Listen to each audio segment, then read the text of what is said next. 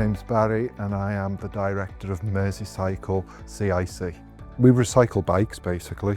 Bikes get donated to us, we strip them, we rebuild them, we sell them on, and the money we make from the proceeds goes back into the project to allow us to recycle the next bike. Our goal is to stop bikes from going to waste. Bikes get donated to us and sometimes we have to put them in the bin, but even if we do, we try and take off as many parts as we can so that we can keep those and use for the next bike.